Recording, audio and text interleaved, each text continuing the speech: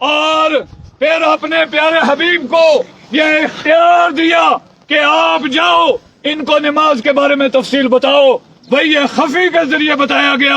قرآن کریم میں کہیں بھی ہمیں یہ نہیں ملے گا کہ زور میں کتنے فرض ہیں، عصر میں کتنے فرض ہیں، مغرب میں کتنے فرض ہیں، ایک رکعت میں سجدے کتنے ہیں، رکوع کتنے ہیں.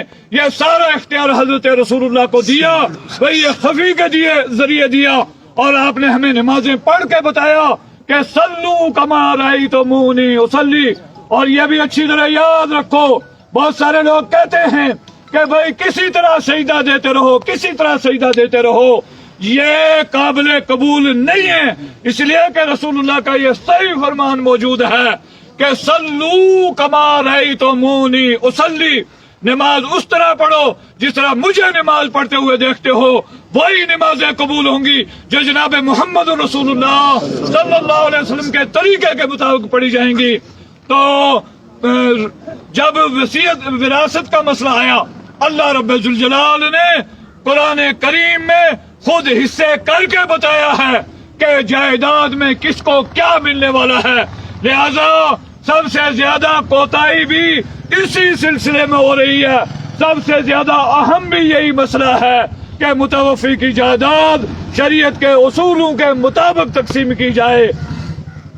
پھر اس کے بعد اگر کوئی اپنی خوشی سے صدقہ اور خیرات کرنا چاہے وہ اس کی مرضی ہے، لیکن جب تک شریعت کے اصولوں کے مطابق پراپرٹی تقسیم نہ ہو، جائیداد تقسیم نہ ہو، تو یہ سارے کام اپلاتے کام یہ نفلی کام ہیں.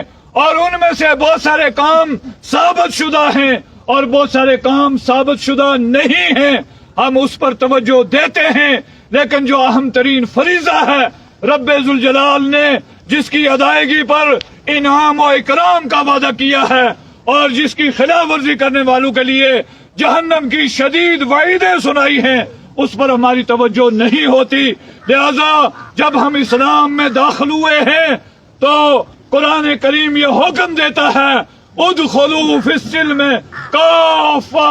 اسلام میں پورے داخل ہونا ہے. عبادات ہیں، معاملات ہیں، سارے کے سارے شریعت کے اصولوں کے مطابق ہونے چاہیے. شاید وقت ہو گیا ہے. اللہ تعالی ہمیں کہنے سننے سے زیادہ عمل کی توفیق عطا فرمائے. رب العالمین احکم الحاکمین ہمیں صحیح معنوں میں دین سیکھنے کی، دین سمجھنے اور دین پر عمل کرنے کی توفیق عطا فرمائے.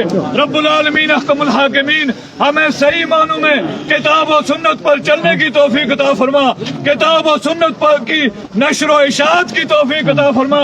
کتاب و سنت کا بول بالا فرما. کتاب و سنت پر قائم اور دائم فرما. جب دنیا سے جائیں کلمہ لا الہ الا اللہ محمد رسول اللہ نصیب فرما. اقول قولی ھذا استغفر اللہ لی ولکم ولسائر المسلمین واستغفروہ انہ هو البر الرحیم.